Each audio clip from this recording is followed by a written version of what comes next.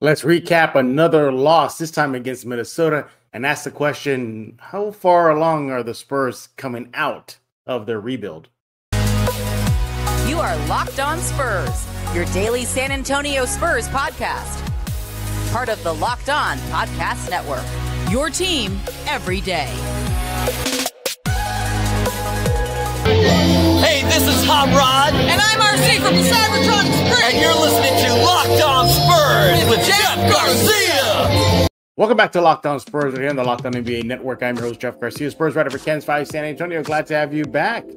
Hope everybody's recovering from last night's loss. Shocker, Spurs lost. Yeah. Hey, by the way, we thank you for making Locked On Spurs your first listen each and every day. Free and available wherever you get podcasts, Google Play, Stitcher, YouTube, Ken's 5 Plus app, so many other spots to find Locked On Spurs. And I know we're going to be talking about a loss again. But first, this episode is brought to you by FanDuel. You want to go to FanDuel.com right now. Make it every moment more. Right now, new customers get $150 in bonus bets with any winning $5 money line bet. That's $150 if your team wins. Visit FanDuel.com/lockedon to get started. What are we doing today? We're going to recap last night's Spurs loss. Shocker. Losing streak continues. They're going to bring our guest, Mike Jimenez. Yes, he did not big-time me. We're going to be talking about the rebuild. Have the Spurs regressed? Are they ahead of schedule? Where are they at in this rebuild? And then talk about the team record impacting individual players. We'll explain that in just a few seconds. But first, about last night's game. Spurs lost 102-94. Spurs dropped to 3-17, 2-8 away from San Antonio, and now on a 15-game losing streak. It continues. So what stood out for me? What are some three takeaways from the Spurs loss? We'll start off a little bit of the positive. If you want to see incremental growth, you got it to a certain degree. And that's takeaway number one. Remember how the Spurs would say, hey, wait till after the first period. And, that's usually when the wheels fall off. Not this time. The Spurs actually were hanging in tough. And at halftime, actually outscored the Wolves 31-21 in the second period. We're just only down 3 at the end of first, 25-22. So they were really neck and neck with the Wolves. Instead of getting blown out or start losing the grip on the game, and after the first, lost the grip in the second half. We'll discuss that in a while. So, but good on the Spurs. So that's really what takeaway number one was about. If I'm looking for incremental growth, I got it with that. Second takeaway is the starting unit. Pop didn't go out with the typical unit of Sohan as the point guard, all that stuff. Now, he went wildly different. He went Osman, Wanyama, Johnson, Vassell, and Collins. Yeah, Jeremy Sohan came off the bench. Now, is this the end of the Sohan point guard experiment? We don't know. Could have been a one-off game. We'll see again against Chicago up next. But that was the second takeaway for me, was Pop trying to find a different mix to jumpstart this team. Vassell had himself a great game, 22 points to lead the team, 9 for 16 from the field. But, still he stuck with a point guard list, like a traditional point guard list player to start the game. That went to Devin. Is Devin the next experiment? Is he the next point guard experiment? We'll find out. This is just one game, but I found that very interesting. That was like a big, strong second takeaway. Is this a sign that the Jeremy Sohan point guard experiment is all but done? Too soon to tell. We got to find out. But if they do go that route, I think they're still in a world of hurt. They still don't have a floor general, somebody who is in that point guard mold. So that was very interesting. We'll see how this new experiment. Hey, everybody, it's a season of experiment. Remember, it's all about experimenting. Well, they're experimenting with a new lineup, a new point guard, at least for one night, versus Minnesota. Yeah, even though in a loss. But third takeaway, it's kind of like a twofold thing here. Wanyama, he did not have himself a good game. He struggled, throughout the game. Didn't get to double figures, 10 points until late in the second half. He finished with 12 points. He went 4 for 13 from the field and then 0 for 2 from the three line. He did have a double-double, technically 12 points and 10 rebounds, but it's not that same Wanyama game that we saw versus Phoenix and those high 20 games we've seen throughout the season. Is it still part of his learning curve? You got Rudy Gobert on the other end. He had himself a game. Was it going against a more seasoned player? Cat was attacking the rim. You had guards attacking him, crossing him up, breaking his ankles a couple times. Is that just simply a one-off game, and this is part of his NBA development? Something to keep an eye on, because he hasn't been as consistent. He had a little spike there. We had like 20-plus points in about 4 games straight. Then you had the long break, and then we had the game versus Minnesota last night. I just want to keep that in my back of my head, will he develop some consistency? We've seen flashes of that. We saw that in a good 4 or 5 games straight. But again, is it just the break? Is he going against the best team out in the West, one of the better teams in the NBA, with Cat and Gobert? It could be a myriad of things. But nevertheless, Wemby didn't have himself a good game. That's something I need to see improve moving forward, because if this team wants to at least hang with the NBA teams, doesn't matter if you're the best team in the league or the middle of the pack or down at the bottom, Spurs struggle against teams. We've seen that. Look at their record. They're 3-17. So they need Wemby to be firing all cylinders and to be consistent. Now, the second thing of 3, I guess, takeaway 3B would be, all those offensive droughts. How many times we say, wait to the third, wait to the second. Now it's wait to the fourth, or maybe wait to the third and fourth. You're looking at what the Spurs did. They just could not buy a bucket. They got outscored by Minnesota 25-18 in the third period, and then just got bombed in the fourth, 31-23. Here's some notes. The Spurs and the Wolves were actually tied heading into the fourth quarter. So the Spurs are still hanging in there. But they held the Spurs just to 39% shooting from the field, right? And heading into that fourth period. So, yeah, Minnesota held the Spurs to 8 for 36 from the 3 line for 22% offensive drought there. The Spurs shot 37% for the game. They just could not buy a bucket. So you don't have Wemby firing all cylinders. You can't find the bucket. Devin Vassell can't do it all on his own. You're allowing Minnesota to just get into the lane, get into the rim. It was just a bad mix again.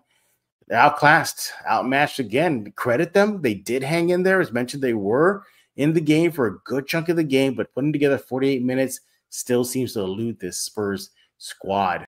The Spurs will next face the Bulls Friday night in San Antonio.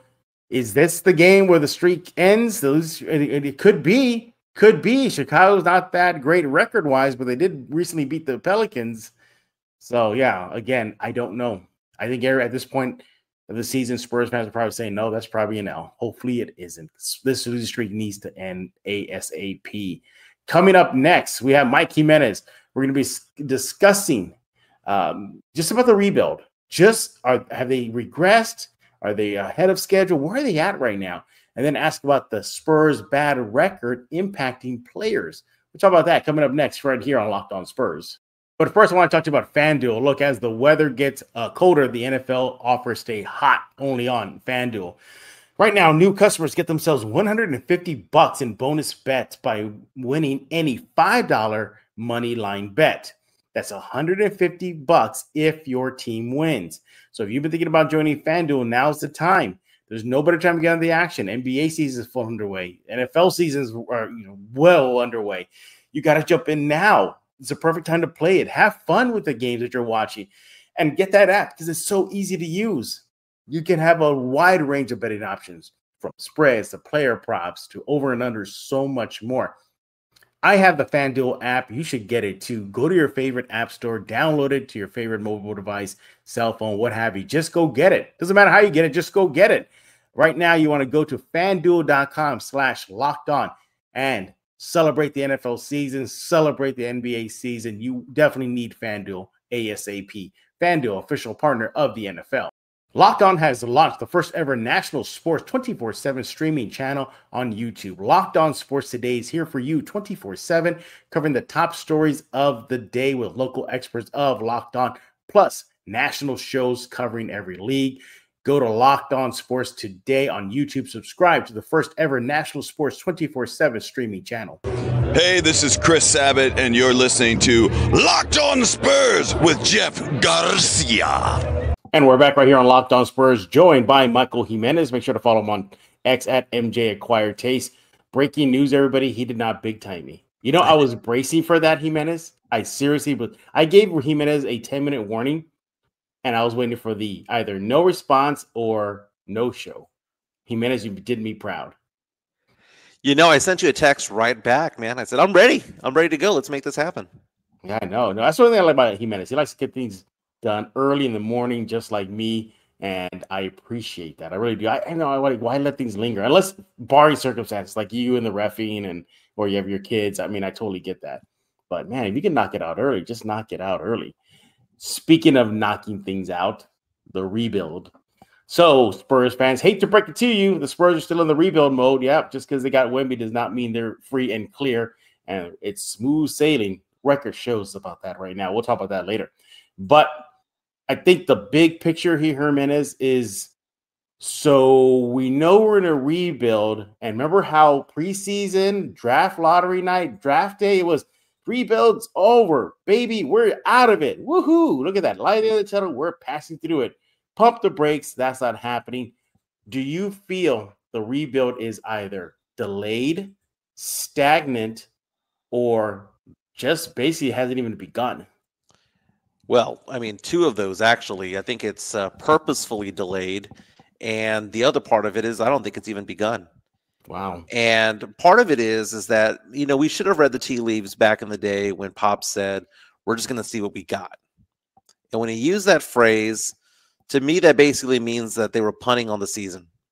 And they're doing various things like having Jeremy Sohan play point guard, and they're experimenting with different things and with different lineups. And ultimately, when you take a look at it, this has been as tragic of a year that I've ever experienced as a Spurs fan because of the expectations and how excited we were when we won the lottery in May, when we got a Wemby in June, and he comes to town, and he's looking at the murals and all the celebration and all the first breakfast taco, and like we were just on fire. And then all of a sudden they start 3-2.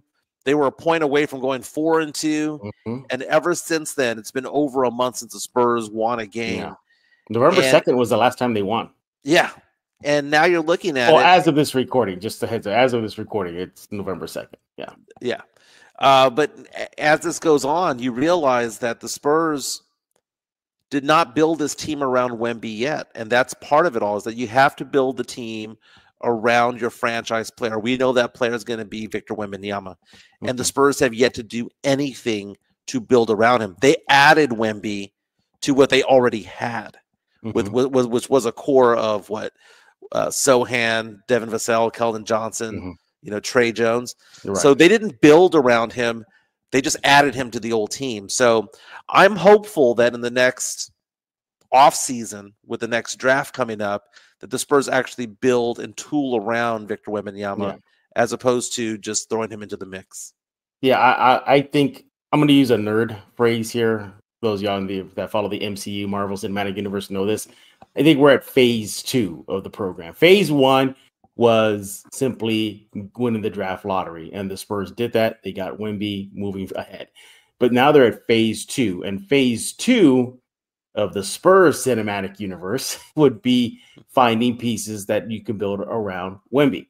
So you're talking about the experimental season that we're in right now. Then, okay, fine. Experiment with these young kids to find out who is going to move forward with Wemby moving forward after the season. Look, barring anything, they turn the season around and go on some crazy, ridiculous winning streak and salvage the season. But barring that, might as well just look at that. And when you get to trade deadline day, Jimenez, dare I say, flip some of these guys this year? Look, if an established all-star point guard is available and he fits well with Wemby, why not hurry up the rebuild and bring in another a point guard to just help Wemby move forward? I think that's an avenue the Spurs could explore to get out of the rebuild faster. But that light at the end of the tunnel, the rebuild tunnel, it's bright, but it's not as bright as I thought it would be to start this season. So I think they're in phase 2. phase 2 simply means finding pieces to build around Wemby. The thing about the draft, though, Jimenez, is there really anybody you can build around Wemby in this year's draft class? Well, and that's the problem. I think that Spurs fans are under the impression, based on the history in the past of having David Robinson be here his entire career and having Tim Duncan be here his entire career and Manu his entire career and Tony Parker almost his entire career. I don't look at it that way. I look at the fact that Victor Wembanyama is going to be a Spur for 4 seasons. And that's basically it. Okay, because we cannot expect him to stay. This isn't the NFL where you can slap a franchise tag and just keep him here an extra 2 years because you want him to. The Victor Wembanyama can up and leave and become a Laker, can become a Knick, can become a Miami Heat at any point after 4 seasons. So why are we waiting so long to get something done? Do you think he really wants to stay in San Antonio after having the 2nd or 3rd worst record in the NBA? Do you think he wants to stay for another rebuild, or do you think he wants to win? And that is the issue that I have here with the Spurs rebuild, is that the rebuild should have been day 1. It shouldn't have been, well, let's just see what we got. Let's just punt.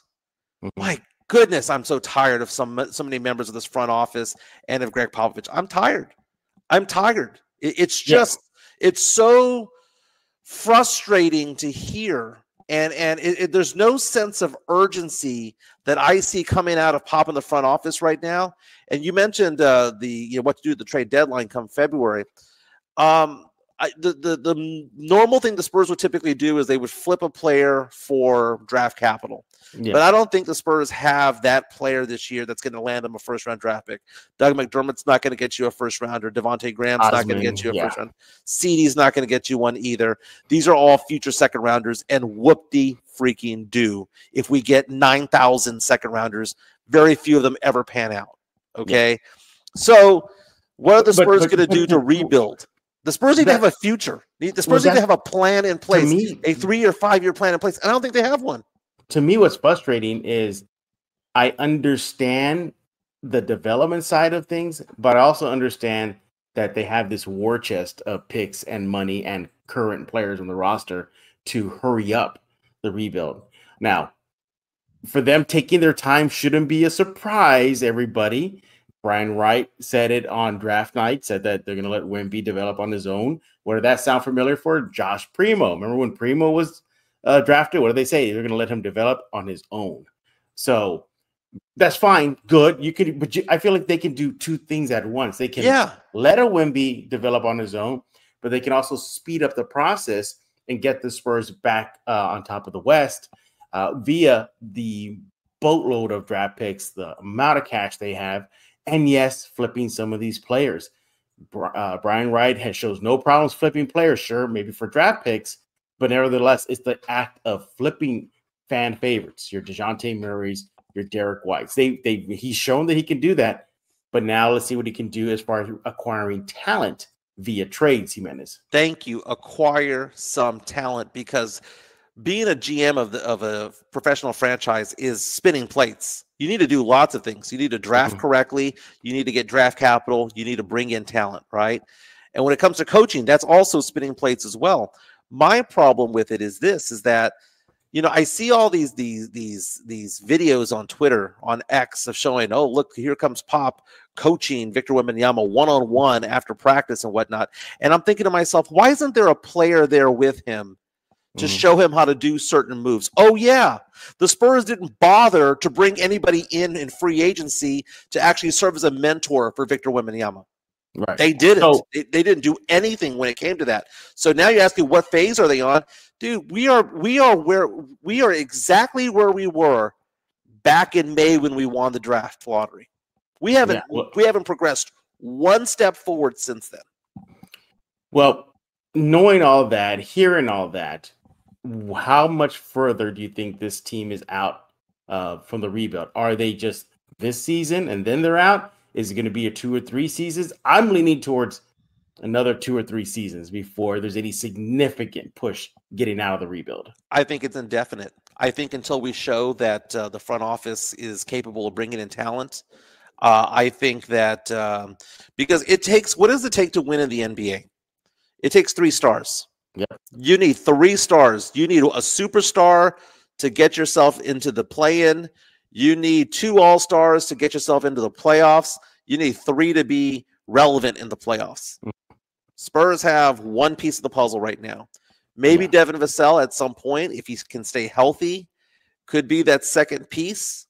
But aside from Devin Vassell and aside from Victor Wembanyama, there's really no major starting player on this team. The Spurs have 2 starters, a bunch of reserve players that would be playing reserve for any other team in the NBA, and we've got a handful of G League players who are on the varsity squad. That's what we've got. Wow. You know, Keldon Johnson would probably start for maybe a little bit more than half of the teams in the NBA, so I don't want to completely diss him on that. Jeremy Sohan would not be a starting point guard for any team in the NBA other than the Spurs, but he is somebody who's improved his 3-point shot, and I hope they move him back to power forward where he can thrive. That's what I'm hoping.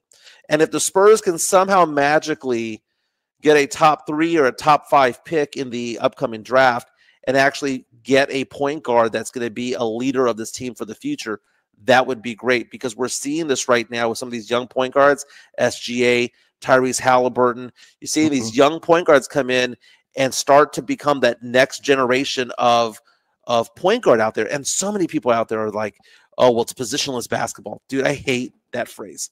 I hate the phrase positionless basketball because I like having a floor general out there. I really do.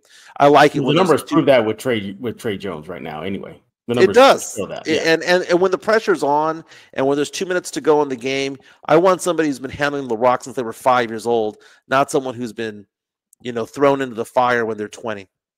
What would make you say, you know what, they're going to get out of this rebuild sooner than later? Is it getting aggressive in trades? Is it drafting right? You know, I wouldn't be surprised if, since this upcoming draft isn't all that, maybe they package one of their, if they get a top 5 pick. I would like to see that. Who wants to move up? It's veteran presence. For me, that'll work. Yeah.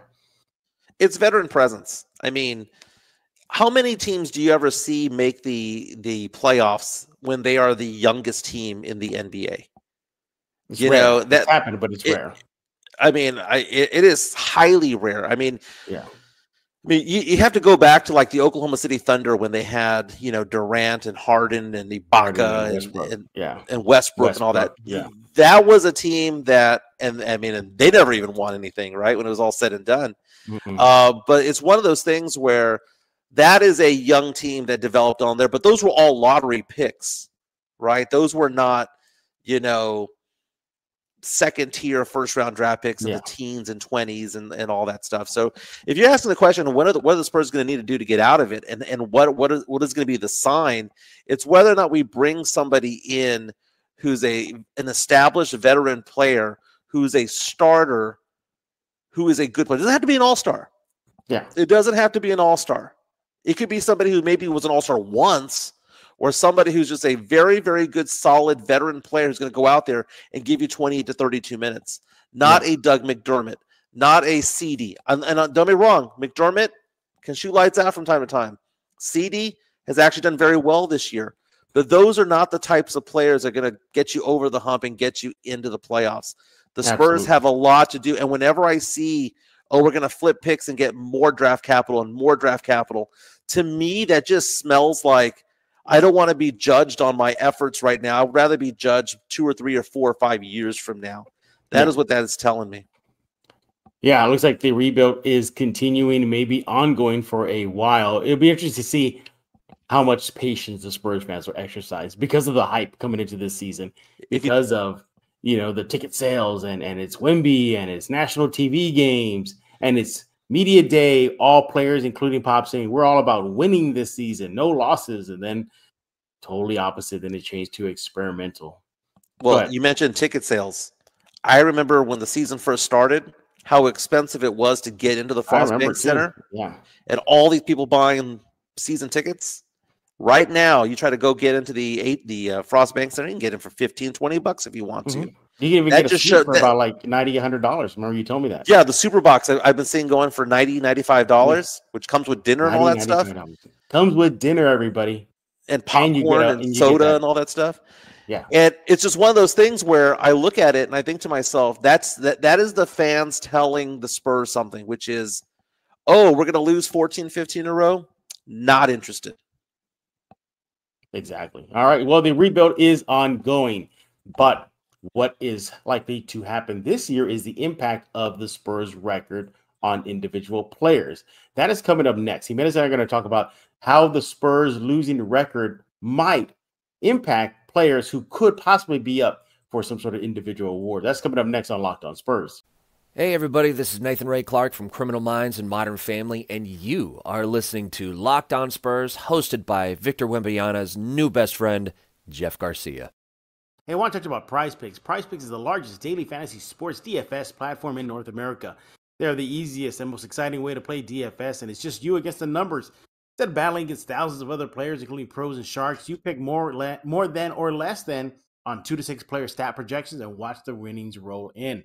Look, this week's PrizePicks, you want to go there right now, from Steph Curry to Anthony Davis, Luka Doncic, Kevin Durant. There's so many players you can have fun with by using the PrizePicks app.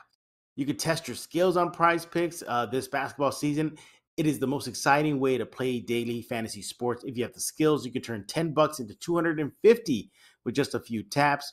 PrizePicks is simple to play. You can make picks instantaneously. So easy to use. Look, they even use Apple Pay for quick and easy deposits into your account this basketball season.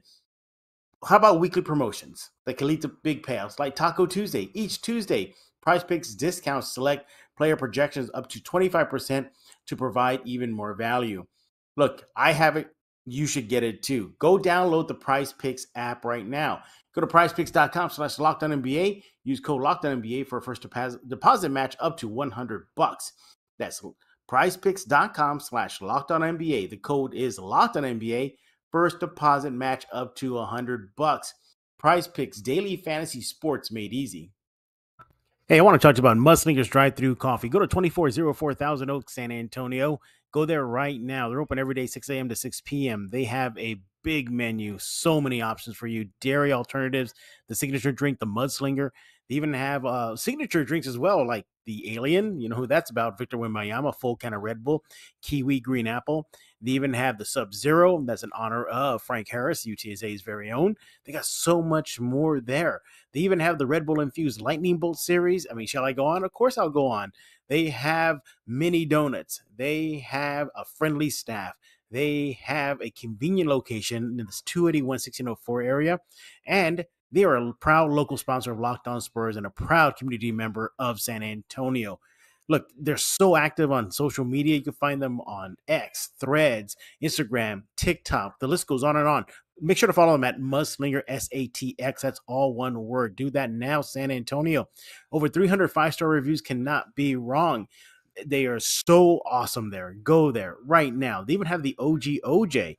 I had a little bit to do with that. That's the Orange Julius recreated only at Mudslinger's drive-thru coffee. Go there right now, San Antonio, 2404 Thousand Oaks Drive, open every day from 6 a.m. to 6 p.m. Life is too short for bland coffee. This is Emily Swallow, and you are listening to Locked On Spurs with Jeff Garcia. We're back right here on Locked On Spurs with Mike Jimenez. All right, we're talking about your silver and black, and now we're talking about the team record. As of this recording, the Spurs have lost. I lost track. I was 14 in a row now. 3 games on the win column, a lot of L's. Basically, the record is bad. And you got a glimpse of how that could impact individual players. Victor Wembanyama did not win the NBA Rookie of the Month award for the Western Conference. That went to Chet Holmgren, despite the fact that Wemby had better statistics. However, if you project this out long-term for this season, that losing record could impact Wemby for Rookie of the Year, perhaps DPOY honors, perhaps some Spur, perhaps if he goes off and from this point moving forward, first team All-Star, second team, third team NBA All-Team, all that good stuff. This is not surprising. Popovich has said it himself before when DeJounte Murray was on the cusp of being an All-Star. It wasn't. Well, thankfully, Draymond Green said, "Nah, yeah, he took my seat." But Pop has said in the past that, especially that year, he goes, "Our record probably is not helping DeJounte get in." Now, You extrapolate that, you plan it to this season. Mike, yeah, I think that's something that Victor will probably have to keep in the back of his mind, or any other player on the Spurs roster, for those individual awards. Because let's face it, record should not go into the thought process, but it really does. No, I'm going to go at least disagree. For individual awards. I think it should go into the thought process because, it's one thing to score 18, 19 points per game for a team that is, bottom 3 in the league. It's another thing to be scoring 18, 19 points per game for a team that's actually making the playoffs and playing meaningful games. That's the thing. They are meaningful games. But I'm going over the past Rookie of the Years. And did they or did they not play for a winning team? Well, Paolo Banchero didn't. Scotty Barnes didn't. LaMelo Ball didn't. John Morant was on a losing team. Luka Doncic was on a decent team, and you go back to Ben Simmons and Malcolm Brogdon and Cat and Wiggins and all that. So you've seen a lot of players that were in the that were winning Rookie of the Year that didn't play for winning teams. So I'm not going to say that that's going to prevent Victor Wembanyama from winning. But the thing is that Wemby needs to win the award, because I kind of feel that if it's kind of a tie, that the tie is going to go to Chet Holmgren. Yeah. Because Holmgren's going to be playing meaningful games, is going to be in the playoffs, or at the very least the play-in. And so you're going to need to do a little bit more. And when I look at the stats, Holmgren was more efficient. I mean, yeah, you may take a look at the points per game and say, well, he got half a point more per game or whatever it was. But if Holmgren's knocking him down at an efficient clip and Wemby's shooting 28% from 3, there's an issue. There's an issue. So, but I did see an argument online the other day where they were asking the question, how fair is it that Chet Holmgren's even in consideration? I know this is technically his rookie season because he did not play last year, but he did get to travel with the team. He did get to go around the NBA. He's also a few years older than Victor Wembanyama because of all that college experience that he had as well. That was a little bit different. So they're not the same type of rookies. These are not two 19-year-olds. I'm more impressed by what Wemby's doing, but it's whether or not the voters will give him the benefit of the doubt. And how many of the voters will vote against Wemby just to vote against the hype that was brought into this season? Yeah. The hype is strong with Wemby. It's cooled off considerably, hasn't it? No one cares really anymore. Has. It's gotten quiet. And now when you see the Spurs announced as the next national TV, like Minnesota, for example, on ESPN or TNT, you start thinking, Spurs fans start saying like, uh-oh. The whole world's going to see just how struggling this team is doing right now. But you look at the Rookie of the Year month award that was given to Chet, and yeah, I mean, sure, Victor was nominated, but that record, you got to, because the stats were close. The Spurs record is not doing him any favors, are they, Jimenez? No, and this would be a failure of. This would be one of Coach Popovich's biggest failures ever if Victor Wembanyama did not win Rookie of the Year. And again, what does it all boil down to? Well, you heard early in the season that they didn't have set plays for him. You heard earlier in the season that he was just reacting to things and that things weren't being built around him. It's so frustrating as a Spurs fan. And I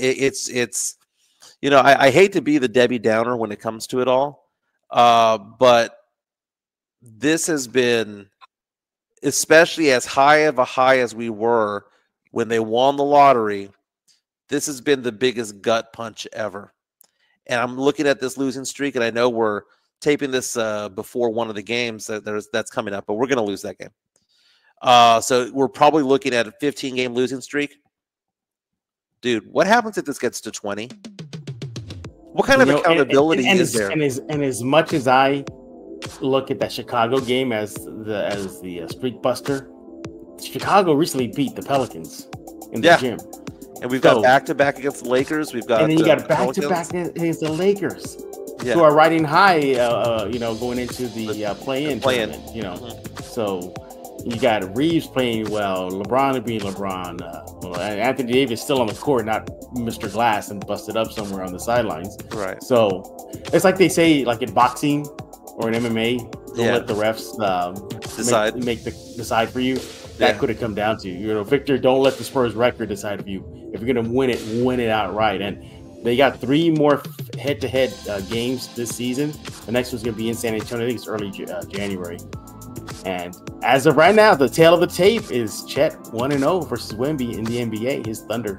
You got the 10-9 round in November. So yeah, we got that right. Hey, we're done talking. We want to hear from you.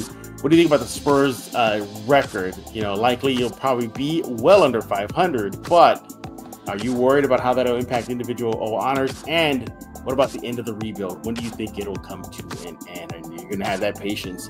Jimenez, tell us what's going on your side of things with the YouTube, all that good stuff. Yeah, the San Antonio Sportscast. We go Monday, Wednesday, and Friday right now, tinkering with the idea of going daily at the beginning of the year.